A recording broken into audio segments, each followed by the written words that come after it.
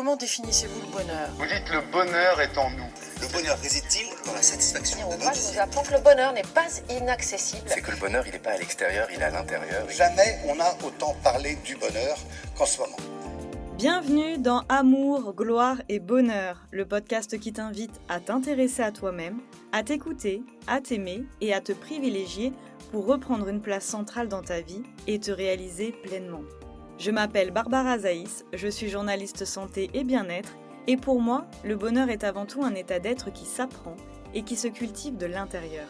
Alors si tu veux tout changer autour de toi, si tu veux que ça bouge, tu es au bon endroit parce que je vais te partager tout ce qui a illuminé mon chemin et contribué à mon éveil pour vivre avec amour, gloire et bonheur. Peace and love, baby.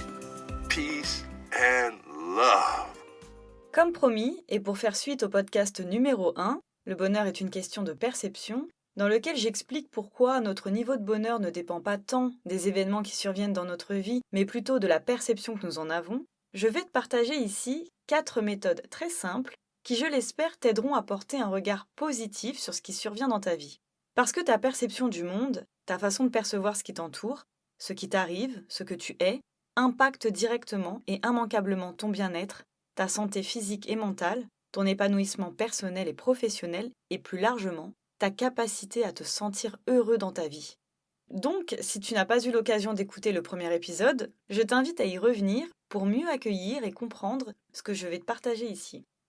La première méthode, simple et efficace, c'est de t'interroger toi-même, de te demander si tes perceptions te font du bien, celles que tu as de toi-même, des autres, de la vie ou des situations qui se présentent à toi. Pas si elles sont vraies ou justifiées. Si tu trouves par exemple que ton boss est insupportable, je ne discute pas le fait qu'il le soit ou non. Je ne discute pas la légitimité de ton opinion. Mais je t'invite simplement à te demander si te raconter qu'il est insupportable te fait du bien. Si ce discours intérieur t'est agréable et bénéfique. Que ce soit à propos de ton travail, dans tes projets, ton couple, en famille, avec tes amis ou vis-à-vis de toi-même, est-ce que voir les choses telles que tu les vois te tire vers le haut? Est-ce que ton discours intérieur à propos d'une situation que tu vis, d'une personne ou d'un événement t'est agréable physiquement et mentalement? Pose-toi toujours cette question parce que ton point de vue, ta perception, tu la portes et tu l'entretiens à l'intérieur de toi. Donc si elle est négative, c'est à toi qu'elle fait du tort, puisque c'est à l'intérieur de toi que tu la conserves, que tu la cultives. Tu en es la maison, le cocon, tout se passe en toi. Et indéniablement, entretenir une perception négative de la vie, de toi, des autres ou des situations impacte ta paix intérieure, et donc ton bien-être. Lorsque tu as une perception négative des choses, tu la subis toi-même. Donc premièrement, je t'invite à t'interroger sur les bienfaits de ton point de vue, sur ce que ça t'apporte à toi de percevoir les choses comme tu les perçois, en écoutant tes sensations corporelles. C'est déjà un bon moyen d'être au plus proche de toi-même, de mieux te connaître et de savoir précisément si tu as une perception constructive ou non de ce qui t'arrive.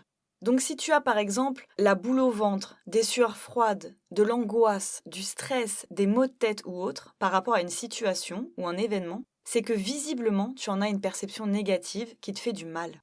Comme on l'a vu, c'est pas tant la situation en elle-même qui te fait du tort, c'est le regard que tu portes sur elle. C'est ta façon de la regarder, de l'accueillir et de la considérer. Donc demande-toi si la percevoir de cette façon t'est profitable ou non. Ça peut paraître un peu simplet, mais c'est en prenant conscience de ce que tes perceptions suscitent en toi que tu te rendras compte de ce que tu t'infliges et que tu pourras décider si ça en vaut la peine ou pas. Parce que souvent, au-delà du comportement néfaste d'une personne, d'une situation ou d'un événement, c'est nous-mêmes qui nous torturons avec notre vision des choses. La deuxième méthode que je te propose, pour avoir une perception positive, se divise en 2 étapes. La première est une petite rééducation qui va te permettre peu à peu de reprogrammer ton cerveau en l'habituant à se focaliser sur le positif. Des études ont montré que le cerveau a besoin de 5 interactions positives pour compenser une interaction négative. Donc pour qu'il se concentre autant, sinon plus sur les aspects positifs de ce que tu vis, c'est à toi de l'y habituer. Et pour ça, je t'invite à être attentif à ce qui se produit autour de toi et à porter ton attention tout particulièrement sur les événements positifs, à les rechercher quotidiennement. Remarque-les, identifie-les et fais-leur de la place dans ton esprit pour équilibrer la balance en faveur de l'optimisme. Ils sont partout, dans un café pris en terrasse au soleil, dans la chaleur d'un bon moment en famille, la gentillesse d'une personne qui te laisse passer à la caisse, la bienveillance de celle qui t'aide ou te conseille, une bonne nouvelle, le dénouement d'une situation difficile, un achat qui te fait plaisir, un service que l'on t'a rendu, une conversation, une réconciliation, une rencontre. Le positif est partout autour de toi à chaque instant. Prends l'habitude de le rechercher chaque jour, volontairement, délibérément, et de te concentrer dessus. Même lorsque tu traverses un moment difficile, identifie les avantages de ce que tu vis. Par exemple, ce que ça t'apprend sur la vie, sur les autres, sur toi, les leçons que tu peux en tirer, ce en quoi ça va t'aider pour l'avenir. Tout a un sens et une raison de se produire. Alors pose-toi, interroge-toi et recherche les points positifs. Ce que tu as compris, acquis, appris et intégré grâce à ce que tu as vécu. Identifier les aspects positifs de ta vie, d'une situation ou de ta journée est une habitude saine qui te tire vers le haut et qui te permet de voir les choses sous un nouvel angle. La deuxième étape de cette méthode, c'est de cultiver la gratitude. Comme je viens de l'évoquer, je t'encourage à prendre l'habitude d'identifier le positif dans ta journée, dans ta vie ou dans une situation et à t'en sentir plein de reconnaissance. La science reconnaît les vertus thérapeutiques de cette émotion positive qu'on éprouve lorsqu'on reçoit un bienfait, que ce soit de la part d'une autre personne ou simplement grâce à un événement, dans une situation, ou même vis-à-vis de Dieu, de la vie et de l'univers. La gratitude est une émotion qui nous fait du bien. C'est un état dans lequel on se sent comblé, privilégié et qui impacte positivement notre humeur. On aura alors tendance à regarder et à considérer ce qui nous entoure avec un regard plus positif. Et pour cultiver cette émotion au quotidien, je t'invite vivement à tenir ce qu'on appelle un journal de gratitude. C'est un cahier dans lequel chaque soir, tu listes les événements positifs qui ont ponctué ta journée, même les plus insignifiants, et pour lesquels tu te sens reconnaissant. Ces petites ou grandes bénédictions que tu es heureux d'avoir reçues. Alors dis-moi, que s'est-il passé de positif aujourd'hui, au cours de ta journée? Ou même plus largement, quels sont les aspects positifs de ta vie dont tu peux être pleinement reconnaissant? Prends un stylo, liste-les et sois-en plein de gratitude.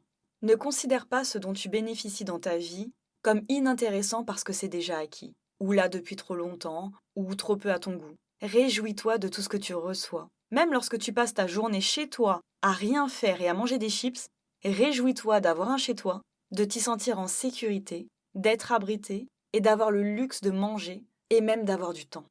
Le positif est partout en toi et autour de toi. Il est partout dans tes journées, il est partout dans ta vie. Chaque jour, remarque-le pour embellir tes perceptions.